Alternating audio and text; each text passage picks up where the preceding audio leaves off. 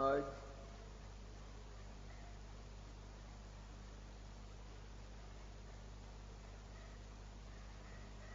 शुद्ध पंचमी का महापर्व है। जैसे दशलक्षण, अष्टान्निका आदि पर्व हैं, ठीक वैसा ही महत्व शुद्ध पंचमी पर्व का है।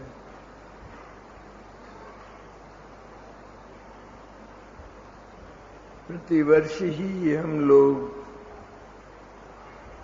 इस पर्व को मनाते हैं।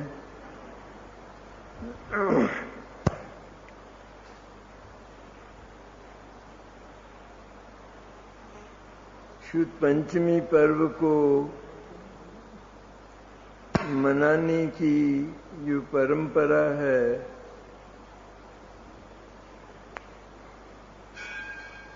वास्तव में तो वह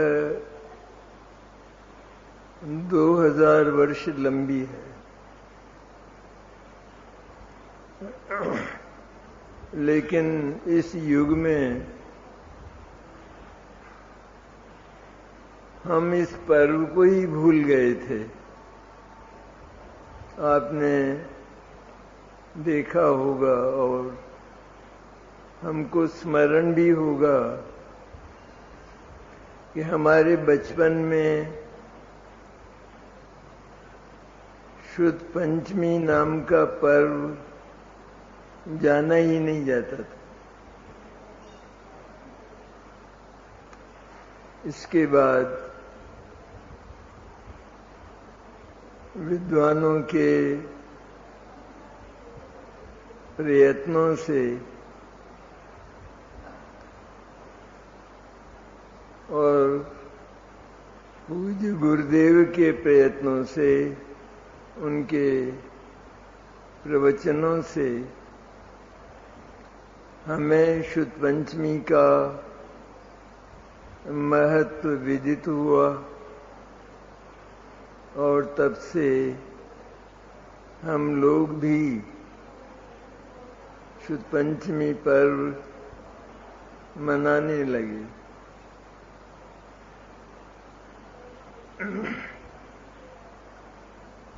अभी आपने हमारे शिविर के आमंत्रित विद्वान राकेश बाबू का शुद्ध पंचमी पर, उसकी महिमा पर प्रवचन सुना। सचमुच तो इसके साथ एक बड़ी मनोरम कथा जुड़ी हुई है और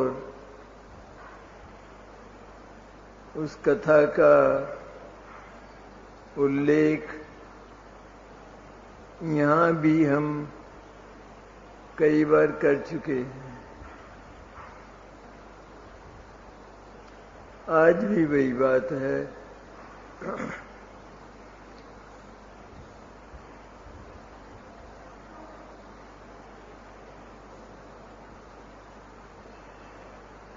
सचमुच तो शुद्ध पंचमी पर्व केवल शुद्ध देवता की पूजा का पर्व नहीं है, मैंने उतना ही नहीं है कि वहीं समाप्त हो जाए, पर उसका जो प्राण है वो उससे आगे है।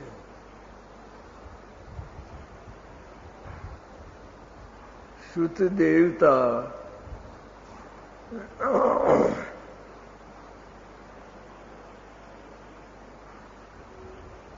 का एक ही काम है सारा,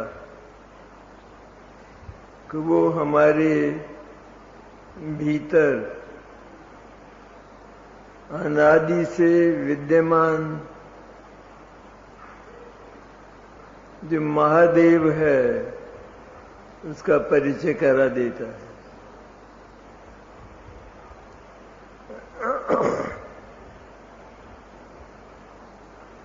अगर हम शुद्ध पंचमी मनाकर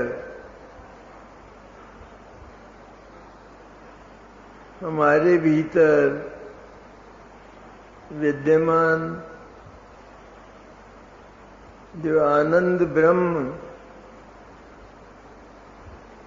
चैतन्य चिदानंद भगवान स्वरूप तत्व जो व्यवस्थित है, उसके स्वरूप को भी अगर हम नहीं जान पाए, अनुभूति तो दूर है, लेकिन उसके स्वरूप को भी यदि हम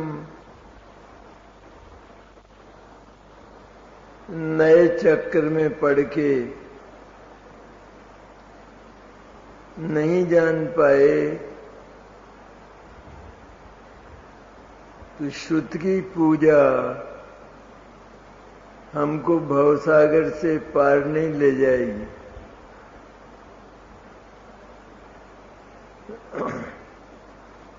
इसलिए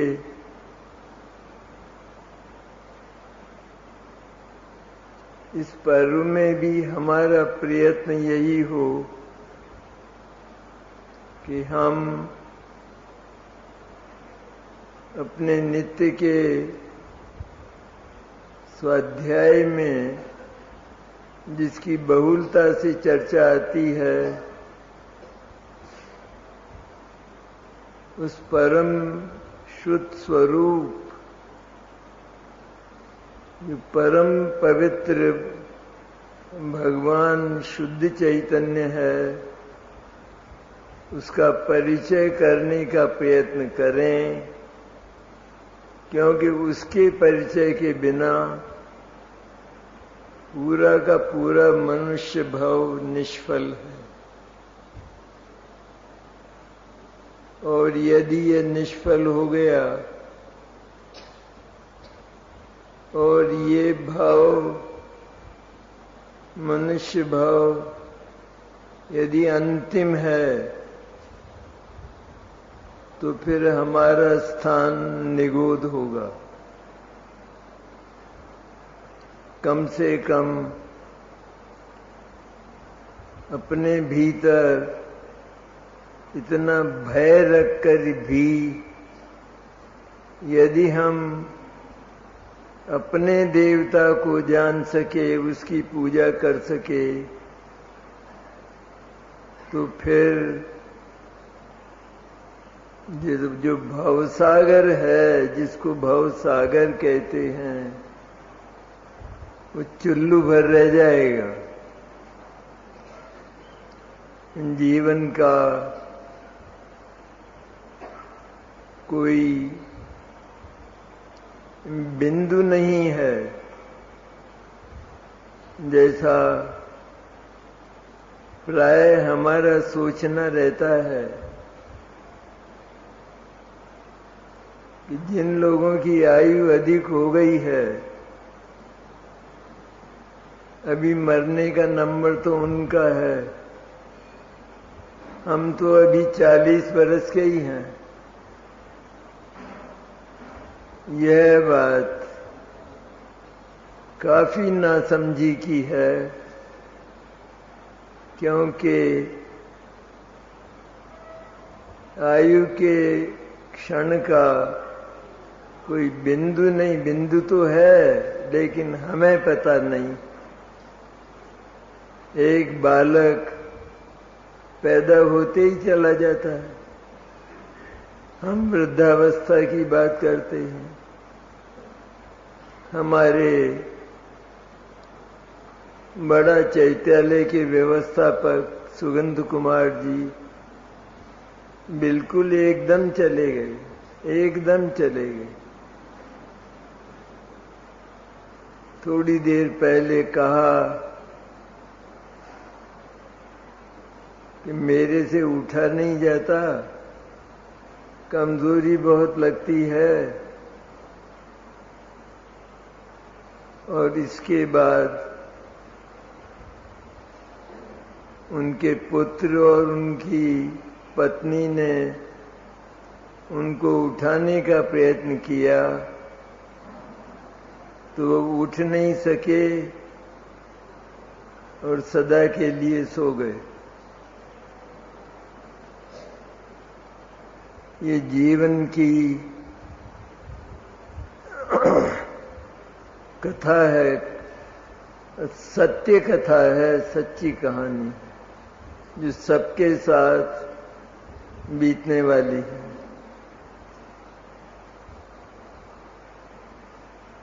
बड़ा चैत्यालय हमारी बहुत अच्छी संस्था है। वहाँ हमारे मुमुक्ष मंडल का तात्विक स्वाध्याय पूज्य बाबू ज्ञानचंद जी भी उस समय थे। उनके निर्देशन में, उनकी आज्ञा से मैं करता था। 40 वर्ष वहाँ तात्विक स्वाध्याय चला बड़े चैतन्य। काफी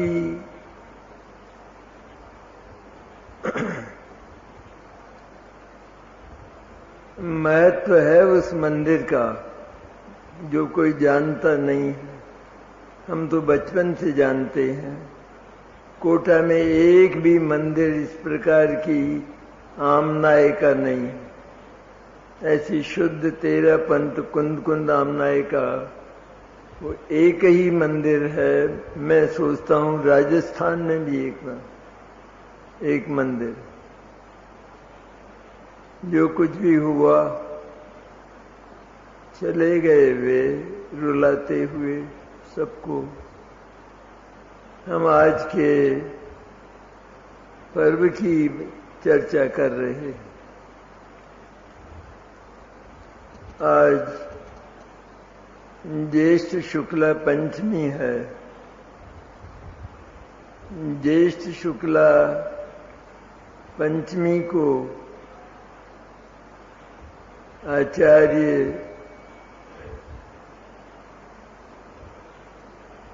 भूतबली ने षटखंडागम की रचना पूरी करके और उनको विराजमान करके वादित्रों के साथ उनकी पूजा की थी। पुष्पदंत तो शामिल हैं ही सही, तो पुष्पदंत पहले लिख चुके थे। थोड़ा उसकी अपन बात करेंगे। तो पुष्पदंत और भूतबली दोनों ही उस षटखंडागम के कर्ता मुनिराज भगवंत हैं। भगवंत संज्ञा है उनकी। और भगवान वीरनाथ के निर्वाण के बाद बराबर ये जो तात्विक ज्ञान का जो क्षोभसम है वो कम होता गया। मैंने अंग और पूर्वों का ज्ञान 12 अंग होते हैं ना, भगवान की दिव्य ध्वनि से जिनकी रचना भगवान गणधर करते हैं, उनको 12 अंगों में विभाजित करके वही करते हैं। गणधर भगवान है। उसी समय अंतर्मूर्त में, अंतर्मूर्त में द्वादशांग की रचना होती और विषय के अनुसार 12 अंगों में उनका विभाजन हो जाता है। उसको द्वादशांग शुद्ध कहते हैं। तो उस समय भगवान महावीर के समय तो उन द्वादशांग के ज्ञाता मुनि राजों की बहुलता थी, शुद्ध केवली जिनको कहते हैं। उसके बाद भगवान वीरनाथ के बाद, भगवान महावीर के बाद 3 केवली हुए, गौतम, सुधर्म और जम्बूस्वामी।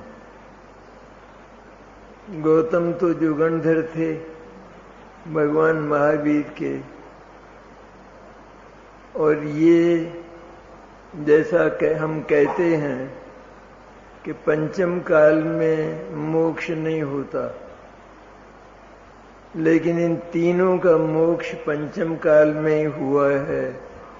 पंचम काल की ताकत नहीं थी, वो भी हुंडाव सर्पणी, उसकी ताकत नहीं थी कि वो उनका मोक्ष रोक देता। ये निमित्त उपादान की बात कि निमित्त अकर्ता होता है। कुछ भी उपादान का कुछ भी करने की ताकत निमित्त में न तो आज तक रही है और न अनंत काल में रहेगी। वो होता है ये बात स्वीकार है, लेकिन वो कुछ करता है ये बात उतने ही अंश मन पूरे अंशों में अस्वीकार जैन दर्शन को। इसलिए उपादान जिनका जागृत है, मोक्ष के लिए जिनका कलेजा उछल रहा है, तो वे पैदा तो हम ये कहते हैं चौथे काल में पैदा हुए, तो इससे क्या हुआ? चौथे काल में तो बहुत पैदा हुए, क्या वो सभी मोक्ष गए? तो चौथे काल में पैदा होना और पंचम काल में मोक्ष जाना, ये तो बात बताने के लिए है, लेकिन इसलिए नहीं है कि हम इस काल को आत्मा की छाती पर चढ़ा दें और कहें कि चौथे काल के बिना मोक्ष नहीं होता। चौथे काल के बिना ही ये मोक्ष हुआ है, वो तो निकल चुका था। तो 3 केवली जम्बूस्वामी मथुरा से गए ना 84 से, उसके बाद शुद्ध केवलियों की परंपरा चली। शुद्ध केवलियों के बाद शुद्ध के मन द्वादशांग शुद्ध के एक देश ज्ञाता मुनि राजों की परंपरा चली। मैंने उसके पहले कुछ अंगों के ज्ञाता और फिर एक अंग के ज्ञाता, ऐसे मुनि राजों की परंपरा चली। और उसके बाद अंग और पूर्वों के एक देश ज्ञाता मुनि राजों की परंपरा चली। इस प्रकार इसको भगवान महावीर के 683 वर्ष बाद तक ये परंपरा चलती रही। विद्वानों का एक मत 683 वर्ष के संबंध में है और कुछ विद्वानों का मत 614 वर्ष के संबंध में है। ये भगवान महावीर के निर्वाण के संबंध में जो कुछ अंतर है, मंतव्यों में जो अंतर है, उसके कारण ये अंतर लगता है। भगवान महावीर का निर्वाण, उसमें कोई करीब 50 वर्ष का अंतर मानते हैं, इस कारण ये अंतर लगता है। लेकिन हम जिनकी चर्चा कर रहे हैं, भगवान धरसेनाचार्य की, कि जो इस शुद्ध पंचमी पर्व के मूल करता है, तो वे 683 वर्ष में तो वे शामिल नहीं हैं। लेकिन 614 वर्ष में भगवान धरसेन, भगवान पुष्पदंत और भगवान भूतबली को भी शामिल माना जाता है और उनको भी अंग और पूर्वों का ज्ञान स्वीकार किया गया।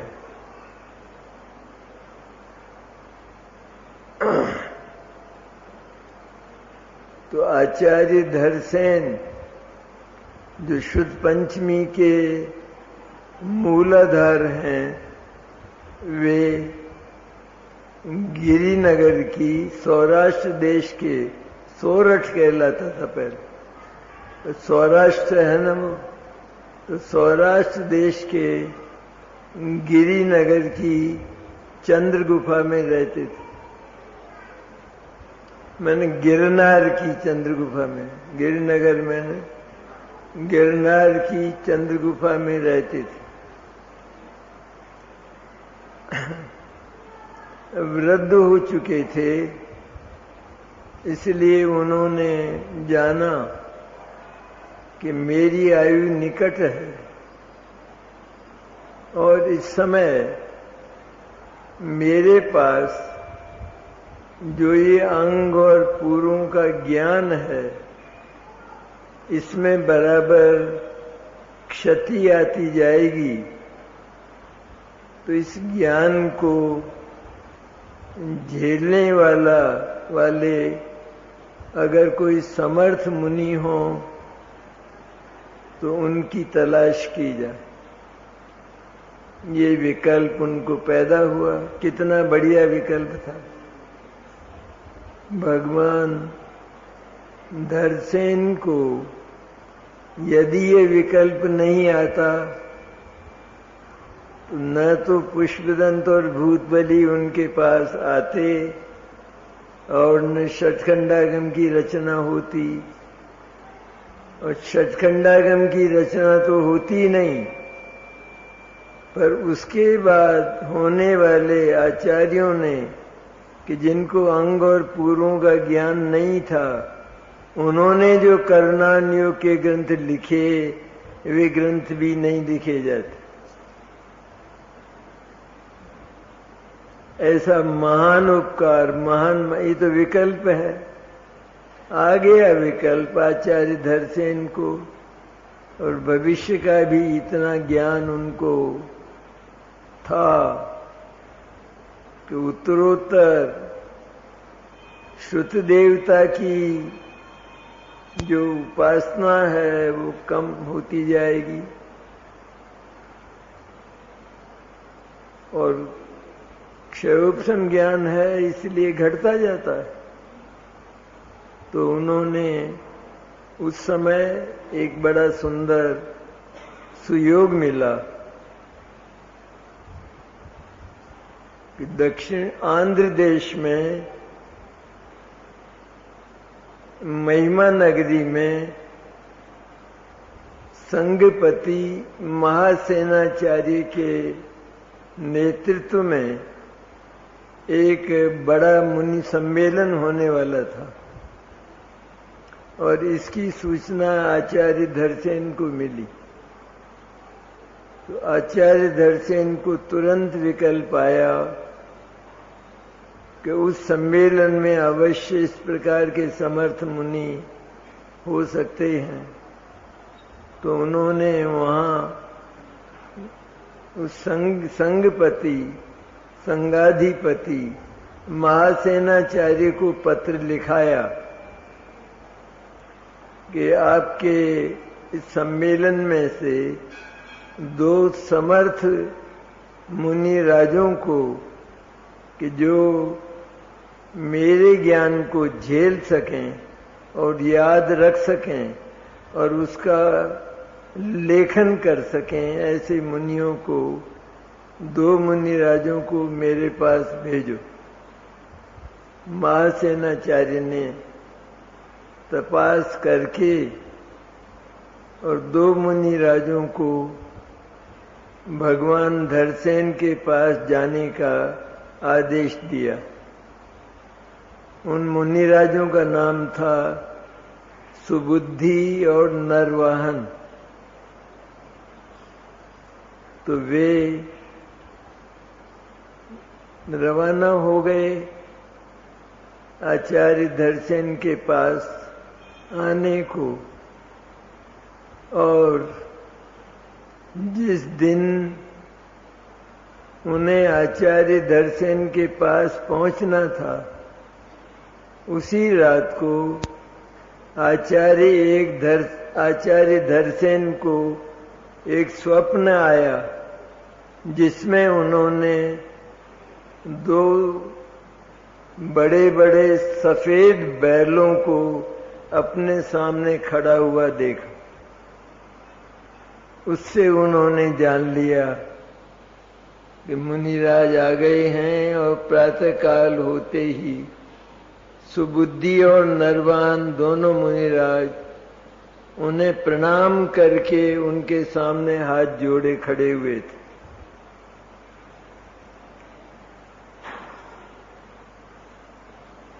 धरसेन मुनिराज को इस कर्णान योग के साथ उनको केवल कर्णान योग का ज्ञान था, अंग और पूर्व का एक देश ज्ञान, केवल इतना मात्र नहीं। हर मुनिराज अध्यात्म के तो परम ज्ञाता होते हैं, और उसका जो विषय है शुद्ध चैतन्य, उस शुद्ध चैतन्य को क्षण क्षण में स्पर्श करने का, क्षण क्षण में अंतर्मुहूर्त में उसका अनुभव करने की प्रवृत्ति आनंदमय प्रवृत्ति। जैसे कोई घर में बहुत अच्छी मिठाई हो और हमें बहुत अच्छी लगी हो, हम चुपचाप रसोई में जाकर बार बार उस मिठाई का एक एक ग्रास खा लेते। इस तरह मुनिराजों को हर भावलिंगी मुनिराज, भावलिंगी की बात है, द्रव्यलिंगी मुनिराज की बात नहीं है कि जो अपने वेश का पुजारी होता है, जो वेश को ही मनित्व मानता है, उनकी नहीं चर्चा है। 28 मूलगुण तो समिति आदि तो उनको भी पूरे होते, लेकिन उनको शुद्धात्मा की अनुभूति नहीं होती। तो जिनको शुद्धात्मा, हर मुनिराज जो वास्तव में पूर्ण मुनि होते हैं, उनको शुद्धात्मा की अनुभूति तो होती है। इसलिए धरसेनाचार्य को केवल कर्णान योग का ही ज्ञान हो ऐसा नहीं, लेकिन वे भी प्रति समय प्रमत्त और अप्रमत्त गुणस्थान में झूलते हुए, प्रति समय वृद्धावस्था में भी जब हाथ पैर नहीं चलते हों, उस अवस्था में भी अंतर्मूर्त में, छोटा अंतर्मूर्त, उसमें हर समय, प्रति समय 24 घंटे में हर समय मुनिराज को नींद नहीं आती। अगर कहीं लिखा हो तो उस पर विश्वास मत करना। और नींद नहीं आती तो उनका माथा नहीं दुखता। आनंद के मारे आत्मा का प्रदेश और आत्मा का हर एक गुण खिला हुआ रहता, आनंद के मारे। इसलिए बाहर प्रमत्त गुण स्थान में महाव्रत समिति आदि में आए, आहार विहार आदि किया। उस समय भी इतना समय नहीं बीता कि जैसे उनकी आहार आदि की क्रिया होती है तो वो तो थोड़ी अधिक चलती है ना, 15 मिनट, 20 मिनट, आधा घंटा। उतने समय में वे न मालूम कितनी बार शुद्धात्मा का अनुभव कर लेते हैं। भोजन करते समय ऐसी महान शक्ति, अंतर शक्ति, अंतर पुरुषार्थ उन मुनिराजों का होता है। दर्शनाचार्य भी ऐसे ही आचार्य थे, लेकिन क्षयोपम ज्ञान की बात दूसरी है। आज हमको टोडरमल जी जितना ज्ञान है क्या? लेकिन टोडरमल जी जितना ज्ञान नहीं होने पर भी अगर हमें शुद्धात्मा की अनुभूति होगी तो उसी शुद्धात्मा की अनुभूति होगी जिसका टोडरमल जी अनुभव करते थे। वो उतना ज्ञान नहीं होने पर, इसलिए दर्शनाचार्य को अधिक ज्ञान था तो अनुभूति होती थी, ऐसा नहीं। पर अधिक ज्ञान था तो शुद्ध की परंपरा बराबर चलती रहे, इस विकल्प से उन्होंने उन दो महामुनियों को बुलाया। और दर्शनाचार्य मंत्र तंत्र विद्या में भी निपुण थे, तो उन्होंने उन मुनिराजों की परीक्षा करने के लिए उनको 2 मंत्र दिए। एक मंत्र में अक्षर ज्यादा थे, एक मंत्र में अक्षर कम थे। उनको नहीं बताया मुनिराजों को, पर इस तरह की 2 विद्याएं, 2 मंत्र उनको दिए और उनको कहा कि इन मंत्रों को षष्ठोपवास से सिद्ध करो, 6 दिन का उपवास करके और सिद्ध करो। आज्ञा पाकर मुनिराज थोड़े जंगल में चले गए और विद्याएं सिद्ध करने लगे। क्योंकि मंत्रों में त्रुटि थी, देवियां प्रकट तो हुई, लेकिन उन देवियों का स्वरूप देवियों जैसा नहीं था, सुंदर और सौम्य नहीं था। एक देवी के दांत तो बहुत बड़े बड़े बाहर निकले हुए थे और दूसरी देवी कानी थी। तो उन दोनों मुनियों ने ये जान लिया कि देवियों का स्वरूप ऐसा नहीं होता है, इसलिए मंत्रों में कोई त्रुटि है। तो उनने, क्योंकि मेधावी थे मुनिराज, उन्होंने उन मंत्रों को ठीक कर लिया, सही कर लिया। और इसके बाद फिर साधना की तो देवियां अपने सही स्वरूप में प्रकट हुई, तो उन्होंने जान लिया कि विद्या सिद्ध हो गई। विद्या सिद्ध करके वे आचार्य दर्शन के पास पहुंचे और उनने वो कथा सुनी, तो उन्होंने जान लिया कि ये मुनिराज मेरे ज्ञान के कोश को अपने हृदय में धारण कर सकते। तो उस समय उनको पढ़ाना शुरू कर दिया। षटखंडागम नाम तो पीछे हुआ, उन्होंने तो वो जो ज्ञान उनके पास था तो वो उनको पढ़ाना शुरू कर दिया। और वो शुताभ्यास आषाढ़ शुक्ला एकादशी को पूरा हुआ। जिस दिन शुद्ध का वो तो मौखिक था, लिखाया नहीं। आचार्य दर्शन लिखाते तब तो सबकी उम्र ही पूरी हो जाती, लिखाया नहीं। लेकिन वो ज्ञान उन्होंने अपने ज्ञान के कोश में धारण कर लिया। और जब वो शुद्ध का अभ्यास पूरा हो गया तो उस समय भूत जाति के देवों ने आचार्य भूत बलि की वादित्रों के साथ पुष्पाहारों से पूजा की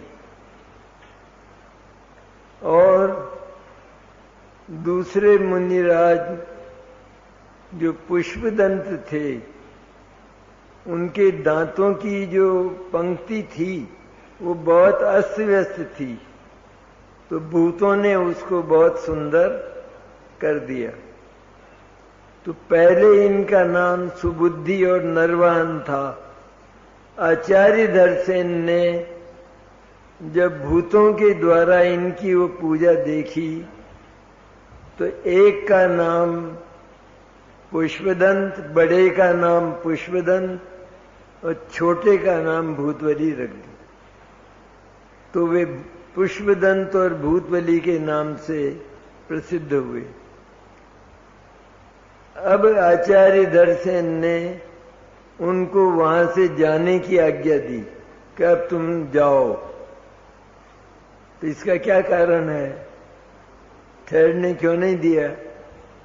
कि इसलिए नहीं ठहरने दिया कि चातुर्मास निकट था। उधर आचार्य धरसेन ने ये जान लिया कि मेरा समय भी निकट है और अगर मेरी देह इनके सामने छूट गई तो मैंने जो ज्ञान दिया है उसका लेखन तो धरा रहेगा और ये मेरे राग में फंस जाएंगे। इसलिए उनको विदा कर दिया।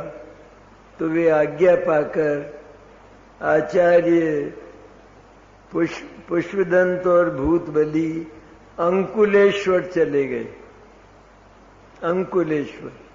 अंकुलेश्वर में उन्होंने चातुर्मास पूरा किया और चातुर्मास पूरा करके जो पुष्पदंत हैं आचार्य, वे तो बनवास देश को चले गए और आचार्य भूतबली वे दक्षिण में द्रविड़ देश को चले गए। तो बनवास देश में जाकर आचार्य पुष्पदंत ने वो जो ज्ञान भगवान धरसेनाचार्य ने दिया था उसका लेखन प्रारंभ किया। तो षटखंडागम का जो पहला भाग है जीवठान, उस जीवठान का जो मंगलाचरण है वो नमोकार मंत्र है। तो हम नमोकार मंत्र को अनादि निधन मानते हैं ना, तो वो अनादि निधन नहीं है, वो षटखंडागम ग्रंथ का मंगलाचरण आचार्य पुष्पदंत के द्वारा लिखा हुआ है। भाव की अपेक्षा अनादि अनंत माने हम, क्योंकि पंच परमेष्ठी तो अनादि से होते रहे। लेकिन नमोकार मंत्र के 35 अक्षरों के रूप में ये अनादि निधन नहीं है। तो आचार्य षटखंडागम के 6 भाग हैं। षटखंड नाम है ना, षटखंड आगम, तो उसके और भी नाम मिलते हैं। षटखंडागम, षटखंड सिद्धांत और खंड सिद्धांत, सत्कर्म प्रावृत और कर्म प्रावृत, ये नाम भी षटखंडागम के मिलते हैं। लेकिन षटखंडागम नाम अधिक प्रसिद्ध है। तो वो 6 खंड हैं, जीवठान, खुद्दाबंध, बंध स्वामित्व विचय, वेदना, वर्गना और महाबंध, ये 6 खंड हैं। इनमें से पहला जो जीवठान है वो जीवठान का सत प्ररूपणा, उनके भी भाग हैं। तो जीवठान का जो पहला भाग है सत प्ररूपणा, उस सत प्ररूपणा पर आचार्य पुष्पदंत ने बनवास देश में वो लेखन शुरू किया और उन्होंने सत प्ररूपणा के 20 अधिकारों पर 177 सूत्र लिखे। लेकिन वो वृद्ध थे, तो संभवतः वृद्धावस्था के कारण उन्होंने ये सोचा कि पूरा ग्रंथ लिखना संभव नहीं लगता, इसलिए उन्होंने उस सत्परूपणा के 20 अधिकारों के 177 सूत्र लिखकर और उनको आचार्य भूतबली के पास भेज दिया। फिर आचार्य भूतबली ने उसके आगे लेखन शुरू किया और उन्होंने षटखंडागम पूरा लिखा। जीवठान, खुद्दाबंद, बंद स्वामित्व विचय, इस प्रकार के भागों में विभाजन करके 6 खंड उन्होंने लिखे। तो 5 खंडों के तो आचार्य पुष्पदंत के 177 सूत्रों सहित 6000 सूत्र 5 खंडों पर आचार्य भूतबली ने लिखे। महाबंध है ना अंतिम, उससे पहले जो 5 खंड हैं उन पर 6000 सूत्र लिखे गए। प्राकृत भाषा, भाषा प्राकृत है तो प्राकृत भाषा में लिखे गए। और इसके बाद आचार्य भूतबली ने महाबंध नाम का जो 6ठा खंड है उस पर 30,000 श्लोक प्रमाण सूत्र लिखे। 30,000 अकेले महाबंध। तो इस प्रकार 36,000 सूत्रों में ये षटखंडागम की रचना आज ज्येष्ठ शुक्ला पूर्णिमा को पूरी हुई प्राकृत भाषा में। और जब ये पूरी हुई तो आचार्य भूतबली ने चतुर्विध संघ के साथ इनको विराजमान करके इनकी बहुत भाव सहित पूजा की। और इसके बाद उन 6 खंडों को आचार्य पुष्पदंत के भानेज जिन पालित उनके साथ आचार्य पुष्पदंत के पास भेज दिया। और आचार्य पुष्पदंत ने भी चतुर्विध संघ के साथ फिर इनकी पूजा की। और पूजा करने के बाद जिन पालित के साथ ही आचार्य भूतबली के पास लौटा दिया। इस प्रकार ये ग्रंथ सुरक्षित रूप में लिखे गए। और उसके बाद इनकी प्रतियां होती गई ताड़पत्र पर। और ताड़पत्र की प्रतियां मूढ़बद्री में विद्यमान थी। वो तो टीकाएं सहित हैं। षटखंडागम तो मूल ग्रंथ है, ये हमें जानना चाहिए। तो ये तो मूल ग्रंथ है। और धवला, जय धवला उसकी टीकाएं हैं। जैसे समय सार की 415 गाथाएं मूल ग्रंथ है और आत्मख्याति और तात्पर्यवृत्ति उसकी आचार्य अमृतचंद्र और आचार्य जयसेन की टीकाएं। तो षटखंडागम की ये कथा है। तो मूढ़बद्री में वे विद्यमान रहे उनकी प्रतियां ताड़पत्र पर और सुरक्षित रखे भट्टारकों ने। लेकिन उनने ये नियम बना लिया कि ये किसी को दी नहीं जाएंगी।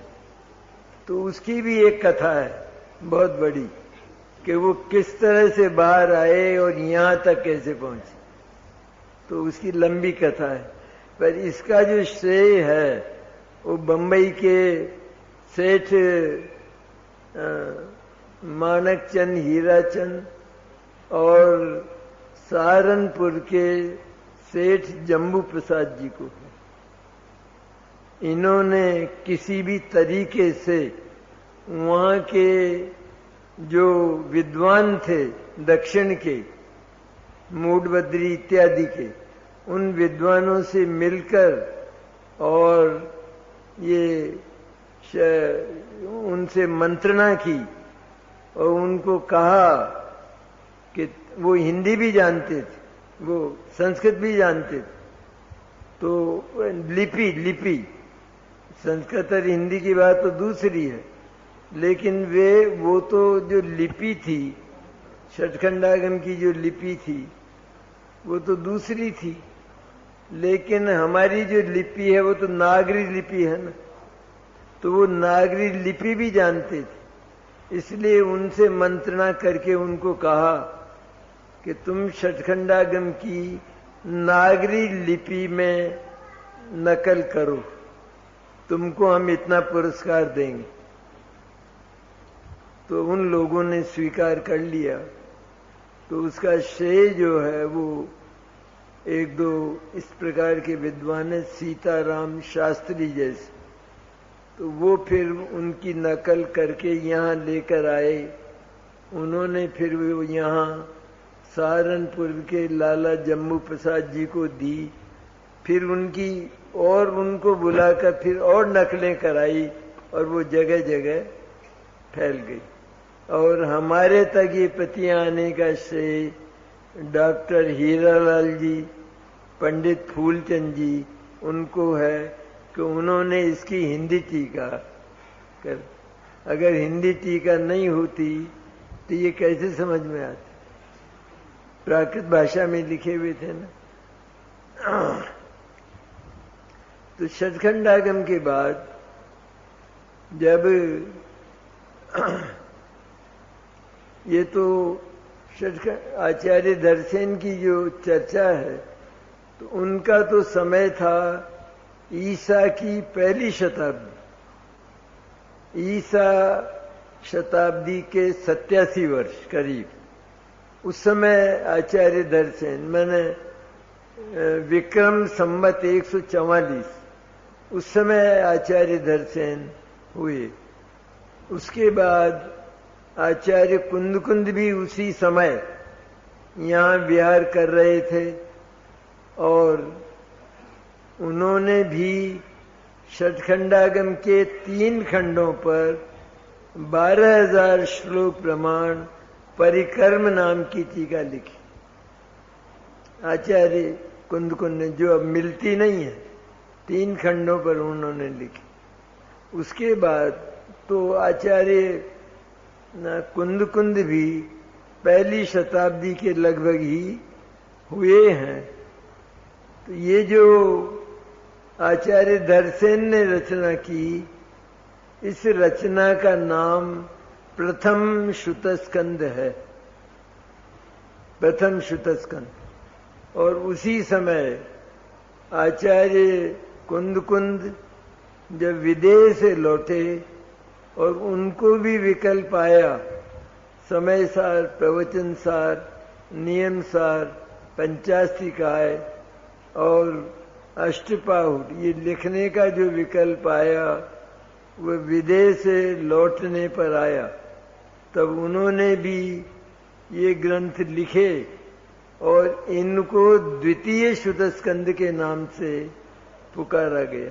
ये अध्यात्म ग्रंथ, क्योंकि ये अधूरा रह जाता ना, अब पूरा हो गया। एक और कर्णान योग और दूसरी ओर ये परम आध्यात्मिक ग्रंथ के मैंने इनको परमागम कहते हैं, आध्यात्मिक ग्रंथ उनको आगम कहते हैं, षटखंडागम इनको परमागम कहते हैं समय सार आदि को, क्योंकि ये आत्मा के स्वरूप को पूर्ण रूप से प्रतिपादित करते हैं और उसी को जानकर जीव का मोक्ष होता है। तो धीरे धीरे फिर 9वीं शताब्दी में आचार्य वीरसेन हुए। तो आचार्य वीरसेन को विकल्प आया कि षटखंडागम की टीका की जाए, तो उन्होंने टीका शुरू की आचार्य वीरसेन। आचार्य वीरसेन एक महान आचार्य थे उस समय उनकी बहुत ख्याति थी उनके ज्ञान की, और संभवतः वे कलिकाल सर्वज्ञ कहलाते थे।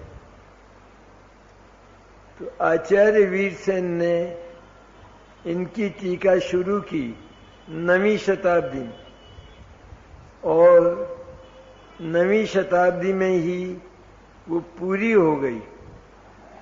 वो पूरी हुई कार्तिक शुक्ला त्रयोदशी को। तो आचार्य वीरसेन ने जो टीका की, तो वो टीका षटखंडागम की 72,000 श्लोक प्रमाण है। 72,000 श्लोक प्रमाण। उसमें 5 खंडों पर 42,000 श्लोक प्रमाण टीका की, और छठा जो महाबंध है, जो महाधवल के नाम से प्रसिद्ध है, उसको तो आचार्य भूतबली ने स्वयं ही 30,000 श्लोक प्रमाण बहुत विस्तार से लिखा था, इसलिए उस पर कोई टीका नहीं की। इस प्रकार 72,000 श्लोक प्रमाण षटखंडागम की टीका है, और उस टीका का नाम धवला है। तो धवला नाम क्यों रखा गया? कहते हैं उसके कई कुछ कारण हो सकते हैं। एक तो वह शुक्ल पक्ष की त्रयोदशी को पूर्ण हुई। 8 अक्टूबर सन 816 को पूरी हुई। कब पूरी हुई? हाँ, शक संवत 738 और ईसवी संवत 8 अक्टूबर सन 816 बुधवार, उस दिन कार्तिक शुक्ला त्रयोदशी थी। उस दिन वो टीका पूरी हुई, तो उसका नाम धवला रखा आचार्य वीरसेन ने। अब धवला का क्या मतलब होता है? धवल मैंने तो सफेद होता है। तो क्यों रखा?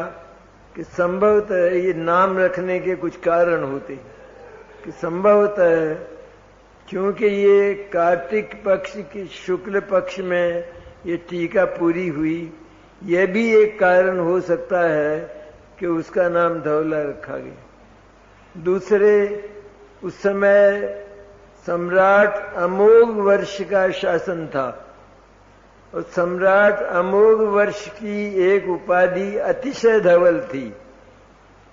अतिशय धवल। तो उस अतिशय धवल उपाधि के नाम पर भी इस टीका का नाम धवला रखा जा सकता है, ऐसा अनुमान। क्योंकि राजा यदि बहुत न्यायप्रिय धर्मज्ञ ऐसे होते हैं, तो उनके नाम पर भी टीकाओं के नाम रखे गए हैं। इस तरह 72,000 श्लोक प्रमाण ये धवला टीका की रचना हुई। धवला टीका की जो भाषा है, वह 2/3 भाग तो प्राकृत में है और 1/3 भाग संस्कृत में है। षटखंडागम पूरे के पूरे प्राकृत भाषा में है, शॉर्ट सैनी प्राकृत में। और ये जो टीका है 72,000 श्लोक प्रमाण, इसमें 2/3 भाग, 2/3 भाग वो तो प्राकृत है, और 1/3 भाग संस्कृत है।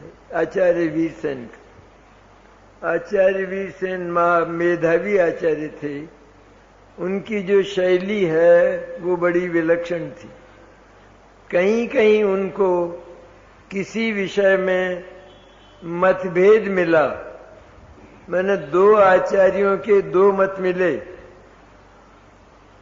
तो उन्होंने उन 2 आचार्यों में से किसका मत ठीक है ऐसा निर्णय करने का प्रयत्न नहीं किया। उन्होंने लिखा, मुझे दोनों आचार्य प्रमाण है, कि मैं कौन से आचार्य को कम और अधिक कहूं। इसी तरह धवला में अध्यात्म के छींटे भी बहुत बिखरे हुए। उसमें एक जगह आचार्य वीरसेन ने चर्चा की कि भगवान महावीर की दिव्य ध्वनि 66 दिन तक क्यों नहीं खिली। क्योंकि नियम ऐसा है कि केवल ज्ञान होते ही तीर्थंकर परमात्मा का जो शरीर है वो 5000 धनुष ऊपर चला जाता है तीर्थंकरों का, और वहां समोसन की रचना हो जाती है तुरंत। इंद्र का काम है ये, सौधर्म इंद्र का। और केवल ज्ञान तो होता ही है, तो केवल ज्ञान होते ही दिव्य ध्वनि प्रारंभ हो जाती। ये केवल भगवान महावीर के साथ 24 तीर्थंकरों में ये घटना घटी। कहते हैं हुंडा असरपनी का असर था कि असर वसर कुछ नहीं होता। तो स्वयं आचार्य वीरसेन ने ये प्रश्न उठाया, 66 दिन तक वीरनाथ की दिव्य ध्वनि क्यों नहीं खिली। क्योंकि नियम ऐसा है कि केवल ज्ञान होते ही दिव्य ध्वनि खिलने लगती है। तब उन्होंने कहा कि गणधर के अभाव से, ये उत्तर दिया स्वयं वीरसेन ने। क्यों गणधर नहीं थे, गणधर तो बाद में आए ना, गौतम। तो गणधर के अभाव से ये तो निमित्ताधीन उत्तर मालूम पड़ता है। तब उन्होंने फिर प्रश्न किया कि इंद्र ने गणधर को लाकर उपस्थित क्यों नहीं किया। ये उसकी ड्यूटी थी कि वो अपने अवधि ज्ञान से जानता और गणधर को लाकर उपस्थित करता। तब फिर उत्तर दिया आचार्य वीरसेन ने कि इंद्र वस्तु व्यवस्था का उल्लंघन करने में असमर्थ था। आगे अध्यात्म होना ही यही था, तो इंद्र सब भूल गया। इंद्र तो यही देखता रहा कि मेरी कोई गलती है, तो वो अपनी गलतियां तलाश करता रहा। गलतियां कुछ नहीं थी, समोसन पूरा रच दिया गया था, कोई गलती नहीं थी। लेकिन उसको तो यही लगा भगवान, सारी सभा भरी हुई है और भगवान मौन बैठे हैं, बोलते नहीं है। बोलो कैसी कैसी विचित्र स्थिति है ये। अभी ये सभा है, सारी सभा लगी हुई है, और मैं बोलने के लिए आऊं और नहीं बोलूं तो लोगों को क्या लगेगा, कैसा मूर्ख आदमी है कहते। लेकिन भगवान महावीर 66 दिन तक नहीं बोले। बैसाख शुक्ला दशमी को केवल ज्ञान हुआ और उसके बाद 66 दिन पूरे होते हैं सावन वदी एकम को, सावन कृष्ण एकम को, वीर शासन जयंती कहलाती है। उस दिन पूरे होते हैं 66 दिन तक 3-3 बार लोगों का आना और ये राह देखते रहना कि भगवान बोलें। कब इनकी अमृतवाणी हमारे कानों में, कभी अमृत उड़ेलें, ऐसा देखती रही सारी सभा। और चुपचाप बैठकर 3 घड़ी चुपचाप बैठकर भगवान भी बैठे रहे और लोग चले जाए। 66 दिन, एक आध दिन नहीं। अब जब 66वां दिन आने को था तब इंद्र को याद आया गंधर तो है ही नहीं, भगवान बोले कैसे, कौन झेले भगवान की वाणी को। भगवान की वाणी को झेलने वाले समर्थ मुनिराज, समर्थ आचार्य गणधर होते हैं। उनकी प्रतिभा का ठिकाना नहीं, उनके ज्ञान की सीमा नहीं। तो वो थे नहीं। अंग और पूर्व की रचना कैसे हो, कितना व्यवधान हो जाए। तो तब इंद्र को याद आया 66 दिन में कि गंधर तो है ही नहीं। अब उसने अवधि ज्ञान से जाना, अरे गंधर तो वो ग्रहित मिथ्या दृष्टि, गौतम क्या नाम था, इंद्रभूति गौतम, वो बनने वाला है। ग्रहित मिथ्या दृष्टि, जो अपने आप को उस समय का सबसे बड़ा विद्वान मानता था, वो इंद्रभूति गौतम। महावीर वावीर कुछ नहीं कहते। तब इंद्र ने सोचा कि इसको किस तरह लाया जाए, ये तो महा अभिमानी है, किस तरह लाया जाए। तब इंद्र ने ब्राह्मण का वेश बनाया। ब्राह्मण का वेश बनाकर विद्वान का, और वो इंद्रभूति गौतम के पास गया। उनने कहा, बोलो कैसे आए हो? कहते हैं आप महाविद्वान हैं और मुझे ये कुछ श्लोक हैं, इनका अर्थ नहीं बैठ रहा है, तो आप जरा इनका अर्थ मुझे समझा दो। त्रैकाल्यम द्रव्य षटकम नवपद सहितम जीव षटकाय लेशा पंचान्य चास्तिकाया व्रत समिति गति ज्ञान चारित्र भेदा इत्तेतन मोक्ष मूलम इत्यादि इत्यादि है ना। वो बोला उसने। अब इंद्रभूति गौतम ने सुना तो वो सोचने लगा, ये तो मेरे वेदांत में कहीं नहीं आया, कभी सुना ही नहीं, तो मैं इसका अर्थ कैसे बताऊं। तब वो सोच में पड़ गया और तब उसने कहा, तेरा गुरु कौन है? कि मेरा गुरु तो महावीर है। कि महावीर कौन आ गया? कहते हैं जगत का गुरु तो मैं हूं, सबसे बड़ा विद्वान। कि मेरा गुरु तो महावीर ही है। तो चल तुझे क्या बताऊं, तू क्या समझता है, तेरे गुरु को बताऊंगा। 500 शिष्य थे उसके, इंद्रभूति गौतम के। आगे आगे तो बूढ़ा ब्राह्मण इंद्र, उसके पीछे ये इंद्रभूति गौतम, उसके पीछे 500 शिष्यों का समुदाय। और वो चले और समोसरण तक आए। समोसरण तक आकर देखा, मानस्तंभ देखा तो चकरा गया। अरे ये क्या है? कहते हैं ये तो कभी देखा ही नहीं। देखते ही मान भंग हो गया। वो तो कथा है ना, पूरी कथा कहना नहीं है।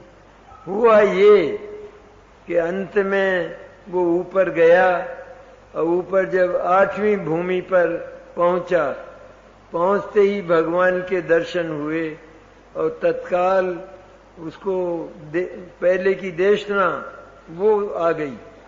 तो उस देशना के बल पर शुद्धात्मा का स्मरण किया।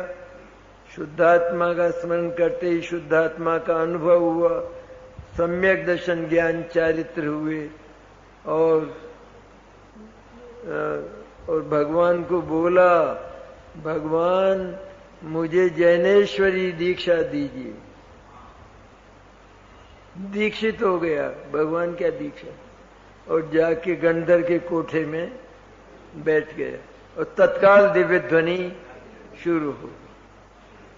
ये वो तो कथा बड़ी है, पर ऐसा हुआ। तो ये स्वयं आचार्य वीरसेन ने लिए ये बात, और वहां जाकर समाप्त हुई। बोले वस्तु व्यवस्था का उल्लंघन करने में, क्रमबद्ध का उल्लंघन करने कोई समर्थ नहीं है। इस प्रकार आचार्य वीरसेन ने 72,000 श्लोक प्रमाण ये धवला टीका लिखी। उसी समय आचार्य धरसेन के समय ही एक, इतना ही रखें अगर बोलो तो, धरसेन के समय ही एक आचार्य गुणधर हुए। वो भी अंगों और पूर्वों के एक देश ज्ञाता थे। उन्होंने उस समय कषाय पाहुड़ नाम का ग्रंथ लिखा। कषाय पाहुड़ जिसमें कषाय के भेद और उसके साथ कर्मों के भेद इत्यादि जो होते वो लिखा। और उस कषाय पाहुड़ पर भी आचार्य वीरसेन ने 20,000 श्लोक प्रमाण टीका लिखी, लेकिन वो पूरी नहीं हुई और आचार्य वीरसेन स्वर्ग पधार गए। अब टीका अधूरी रह गई। तो उस कषाय पाउड की टीका को 20,000 श्लोक आचार्य वीरसेन के लिखने के बाद उन आचार्य वीरसेन के सुयोग्य शिष्य जिन सेनाचार्य थे उन्होंने 40,000 श्लोक प्रमाण टीका और लिखी और इस प्रकार ये 60,000 श्लोक प्रमाण टीका जय धवला के नाम से प्रसिद्ध हुई। जय धवला। इस प्रकार ये धवल और जय धवल की कथा है। हम तो षटखंडागम के नाम से जानते ही नहीं थे। धवला और जय धवल, धवल जय धवल, धवल जय धवल मूड बद्री में है ऐसा जानते थे। इस प्रकार जय धवला टीका भी पूरी हुई।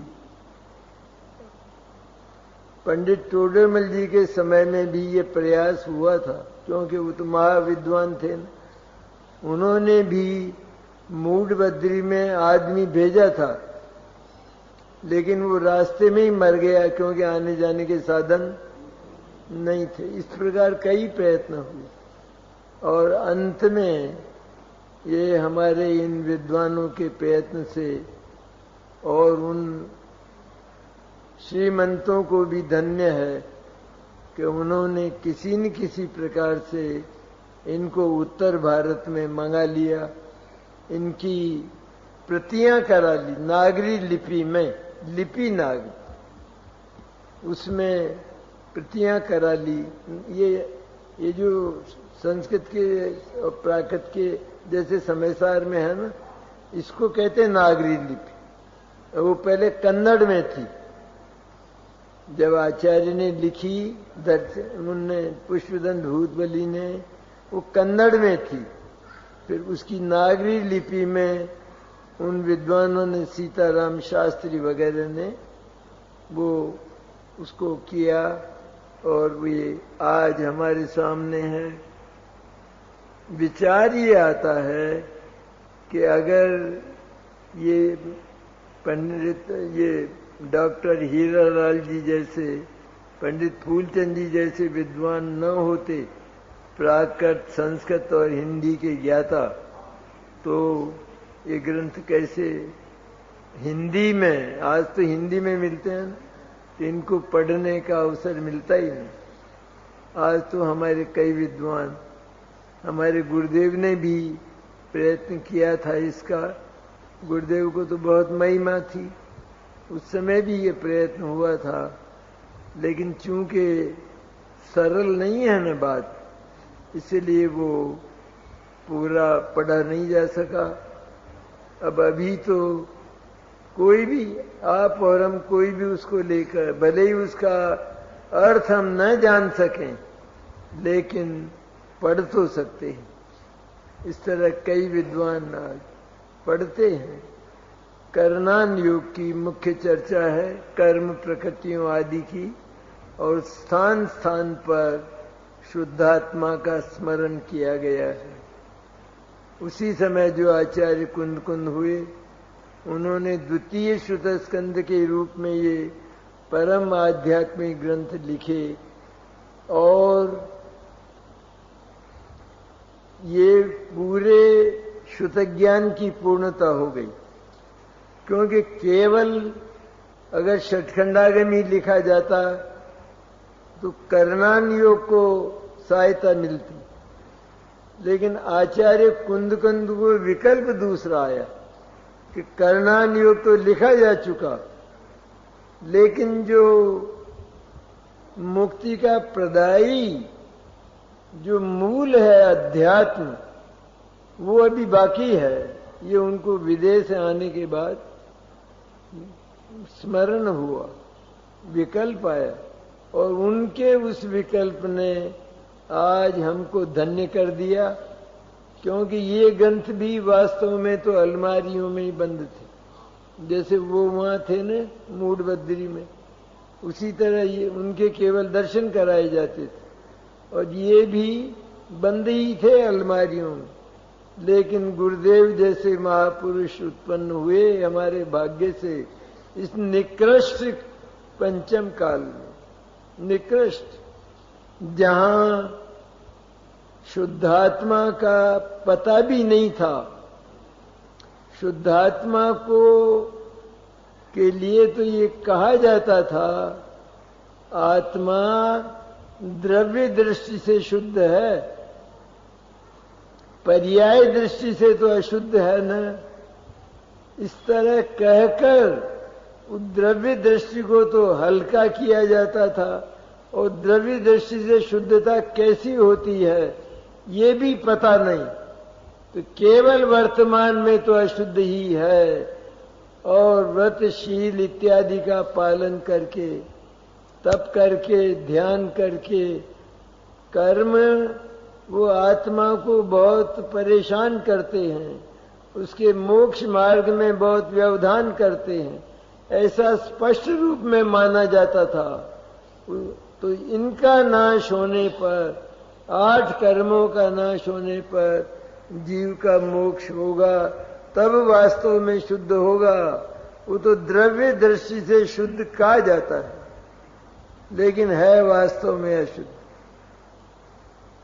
एक गुरुदेव हुए जिनको पूर्व देशना इस प्रकार की थी और उन्होंने इस बात को जाना कि ये जो पर्याय की ओर से बोली जाने वाली बात कि आत्मा तो वास्तव में तो अशुद्ध है, द्रव्य दृष्टि से शुद्ध का द्रव्यार्थिक नय से, शुद्ध नय से शुद्ध कहा जाता है, तो ये बात वास्तविक नहीं है। वास्तविक यह है कि द्रव्य दृष्टि से, द्रव्यार्थिक नय से, शुद्ध नय से आत्मा शुद्ध ही है। त्रिकाल, 3 काल, अनादि अनंत शुद्ध है।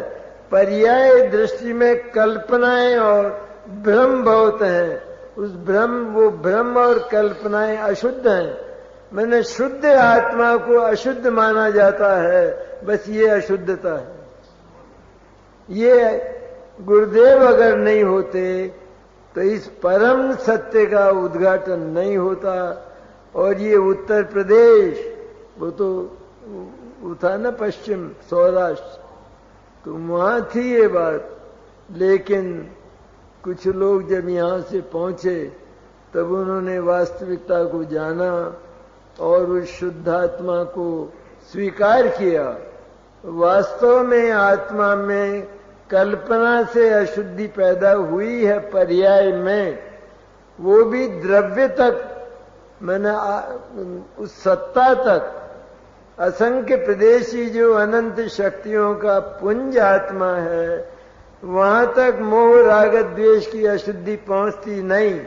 वो आत्मा तो सदा शुद्ध ही, अनंत शक्तियों का, अनंत वैभव का, अनंत आनंद का कोश, वो शुद्ध चैतन्य तो 3 काल में सदा ही पड़ा है।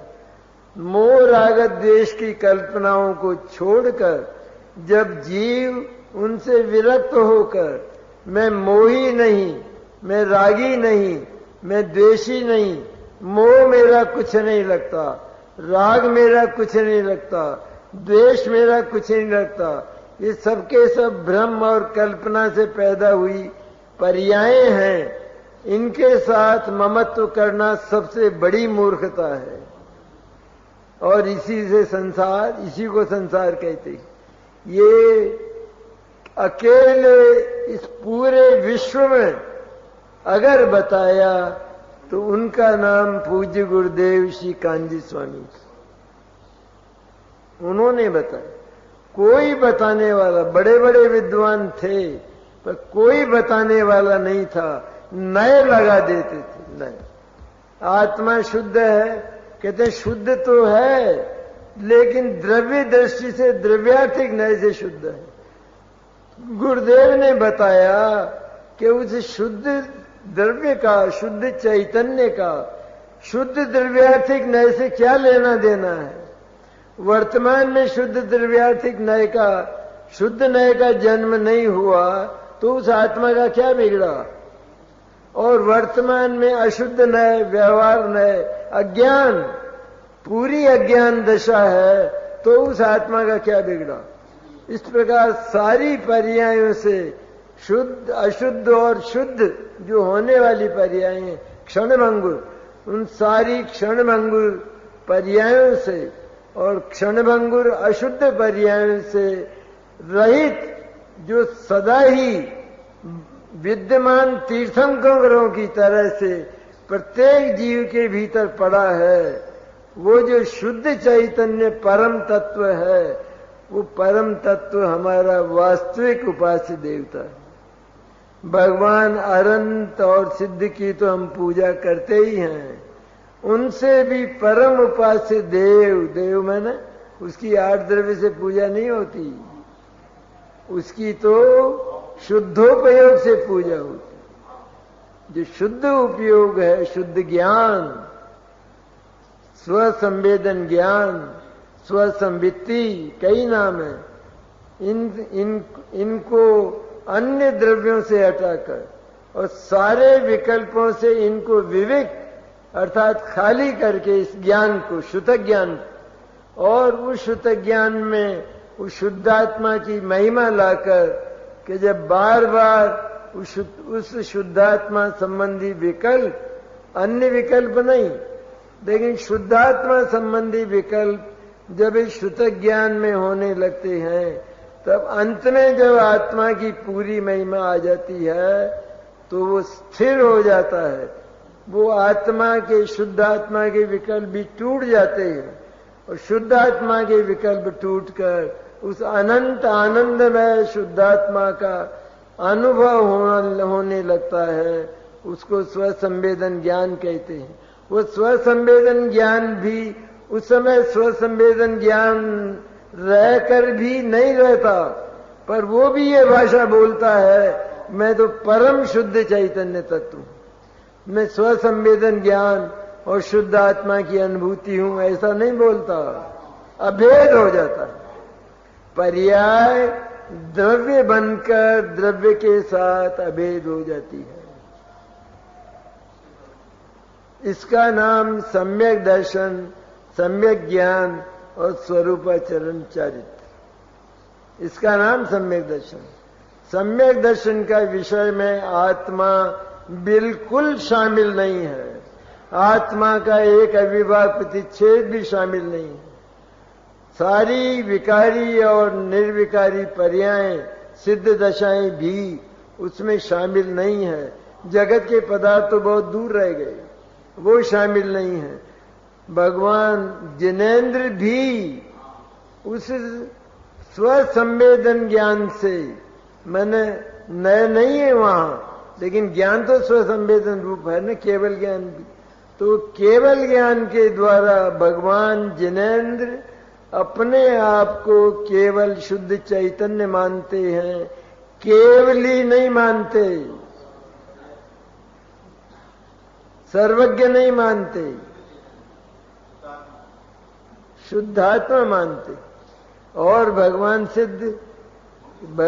सिद्ध भी अपने आप को सिद्ध न मानकर, ओहो, जैन दर्शन की का मैंने कितना बेलिहाज है। पर्याय को हटाया नहीं, पर्याय से राग द्वेष नहीं किया, पर्याय के प्रति अत्यंत मध्यस्थ भाव, लेकिन पर्याय क्षणभंगुर होने के कारण मेरी श्रद्धा का वजन नहीं झेल सकती, क्योंकि श्रद्धा का जो विषय है वो प्रति समय पूरा आत्मा होता है, चाहे वो स्वद्रव्य हो अथवा परद्रव्य हो। अगर वो परद्रव्य को भी आत्मा माने तो पर करके नहीं मानती, ये परद्रव्य है, ये तो ज्ञान का विषय होगी। परद्रव्य, पर नाम की चीज श्रद्धा के विषय में है ही नहीं। श्रद्धा के विषय में केवल स्व है, और वो भी पूरा आत्मा। वो अगर एक राग की पर्याय को भी आत्मा मानती है ना, मानती आई कि नहीं पर्याय को आत्मा, पूरा आत्मा, तो एक राग की पर्याय को भी आत्मा मानती है तो पूरा आत्मा मानती। यद्यपि उसमें मान क्लेश होता है, क्योंकि पूरा आत्मा माना, उस राग की पर्याय का क्षण भर में नाश हो गया तो वो पूरे आत्मा का नाश अनुभव में आता है, और महान आकुलता होती है। और उधर अगर जो स्थायी ध्रुव शुद्ध चैतन्य है उसको यदि स्व मान लिया गया, श्रद्धा ने यदि उसको स्वीकार कर लिया, तो वो ये मैं हूं, बस इतना, ये भी भेद बढ़ गया। बस मैं इतना, किसी नाम से अनुभूति नहीं होती। नाम तो बहुत है ना आत्मा की, नाम से अनुभूति नहीं होती है। अरे बहुत बातें हैं।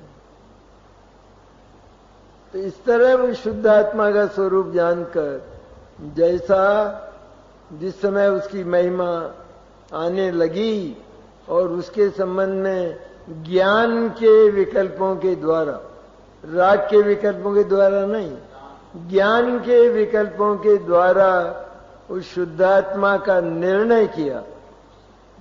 शुद्धात्मा का स्वरूप मेरे शुद्धात्मा का स्वरूप ऐसा है, ये जाना। तब उसकी पूरी महिमा आई कि विश्व में अगर कोई तत्व है मेरा, अगर कोई मुझे अमृत पान कराने वाला है, तो केवल ये एक ही तत्व है और जगत में मेरा कोई कुछ नहीं लगता। पर्याय भी मेरे लिए परद्रव्य है और सारा जगत मेरे लिए।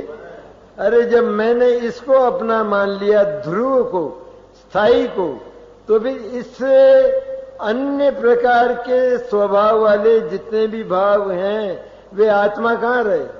आत्मा तो इसको माना ना, ध्रुव को, स्थायी को, अनंत शक्ति संपन्न को, जिसमें शक्ति का कभी अभाव होता नहीं, ऐसी अनंत शक्तियां जिसके भीतर विद्यमान है।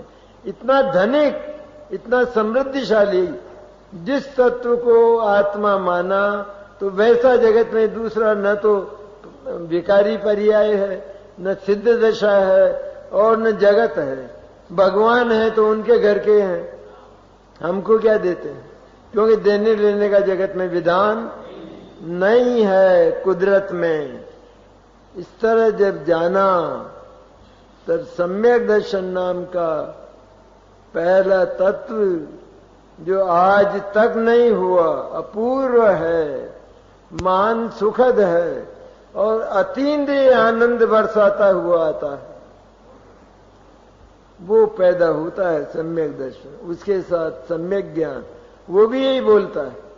और सम्यक चारित्र मन स्वरूपाचरण चारित्र का नियम से जन्म होता है, क्योंकि आगम में आया है कि सम्यक चारित्र अविना भावी सम्यक दर्शन और सम्यक ज्ञान, ये कई जगह है कि जिनके साथ नियम से सम्यक चारित्र का जन्म होता है, ऐसे सम्यक दर्शन और सम्यक ज्ञान शुद्धात्मा की ओर स्वसंवेदन ज्ञान रूप शुद्धोपयोग के झांकने पर उत्पन्न होते हैं। और वह शुद्धोपयोग स्वसंवेदन ज्ञान, स्वसंवित्ति भी शुद्धात्मा के स्वर में बोलती हुई ये बोलती है, मैं स्वसंवित्ति नहीं, स्वसंवेदन ज्ञान नहीं, मैं शुद्धोपयोग नहीं, मैं तो शुद्ध चैतन्य, ध्रुव चैतन्य हूं। तब दोनों अभेद हो गए नहीं? इस तरह पर्याय दृष्टि पूरी टूट जाती है और द्रव्य दृष्टि का आविर्भाव हो जाता है। ये एकांत नहीं, ये अनेकांत है। वो पर्याय दृष्टि का एकांत था, क्योंकि वहां पर द्रव्य को स्वीकार किया ही नहीं जाता था कि वर्तमान में आत्मा में कोई चीज शुद्ध है, ये बात स्वीकार की नहीं जाती थी। इसलिए मिथ्या दर्शन में पर्याय दृष्टि का एकांत था।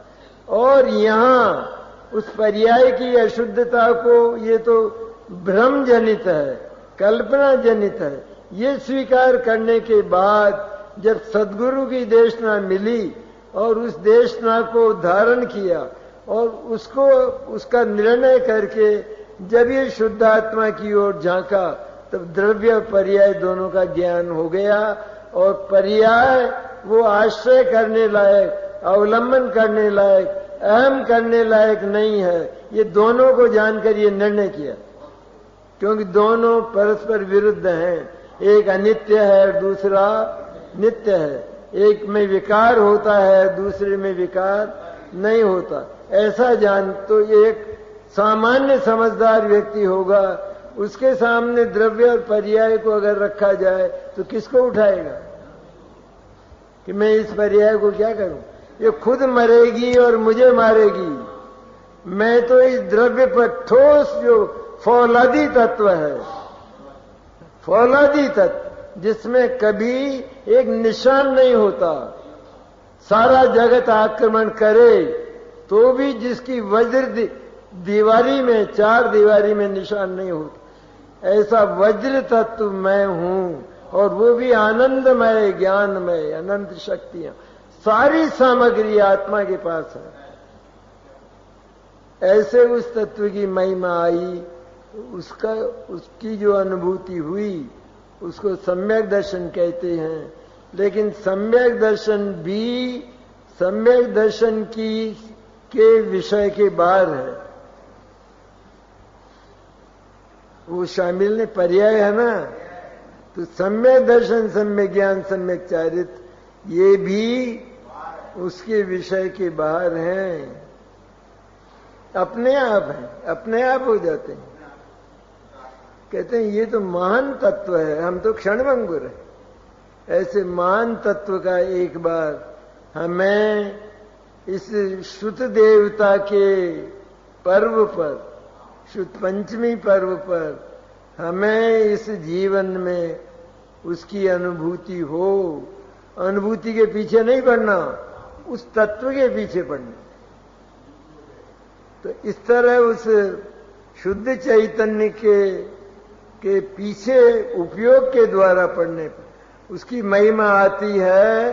तो उपयोग स्वयं पानी के ढाल की तरह उधर जाता है, स्वयं जाता है, धक्का देके नहीं ले जाया जाता।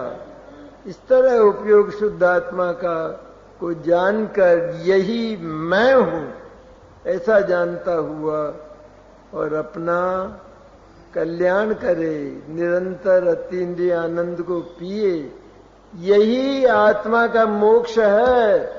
वो मोक्ष इस आत्मा का, इस ध्रुव और स्थायी आत्मा का वो मोक्ष नहीं होता, क्योंकि ये सदा मुक्त है। क्या